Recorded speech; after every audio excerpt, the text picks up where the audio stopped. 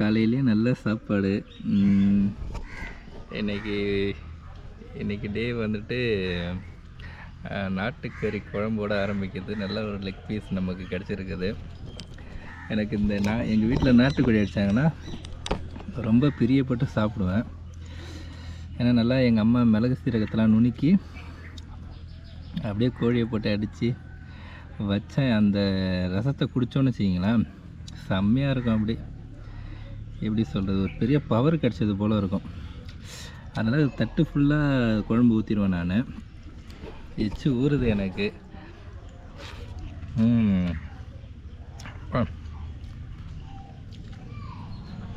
கடைசியாக சாப்பிட்டு முடிச்சு இந்த ரசத்தை குடிப்பேன் அப்படியே ஃபுல்லாக. கறியை விட இந்த ரசத்தில் தான் ரசனை அதிகமாக இருக்கும். சளி கிளி பிடிச்சிச்சின்னாக்கா, ஏதாவது உடம்பு வலி அப்படிலாம் இருக்குல்ல, இந்த கோழி அடித்து நாட்டுக்கோழி அடித்து சாப்பிட்டோன்னா செம்ம டேஸ்ட்டாக இருக்கும்.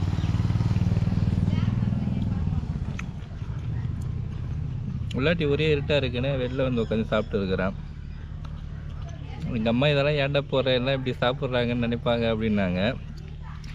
எதாவது நினச்சா போகிறாங்க, அவங்களாம் வீட்டில் நிறையா நல்லா தான் சாப்பிடுவாங்க, இதில் என்ன இருக்குது அப்படின்னு சொல்லிட்டு என்னோட சந்தோஷத்தை ஷேர் பண்ணுறதுக்காக இந்த வீடியோ போட்டு இருக்கிறேன்.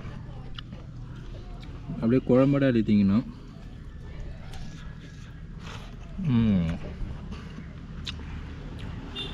அப்புறம் இந்த தோல் எனக்கு ரொம்ப பிடிக்கும், நாட்டு கோழி தோல். அது ஒரு கடி.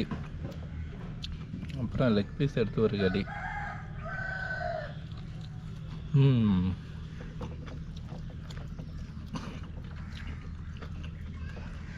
என் ஃப்ரெண்டு காந்தி வர வந்திருக்கிறான்.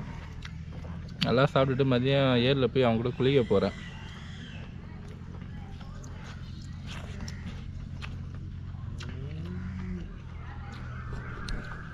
உங்களுக்கும் கொடுக்கணும்னு ஆசையாக இருக்குது.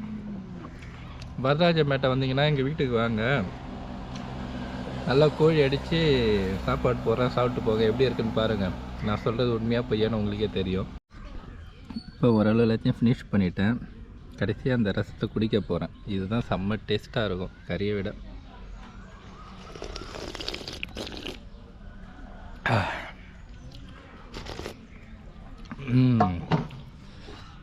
அங்கே வேறு எங்கள் பக்கத்து வீட்டுக்காரங்க உட்காந்துருக்குறாங்க. என்னடா இவன் காலையிலே வீடியோ போட்டு சோறு தின்ட்டு உட்காந்துருக்கான்னு பார்க்குறாங்க. ஒரே ஃபன்னாக போயிட்டு இருக்கு.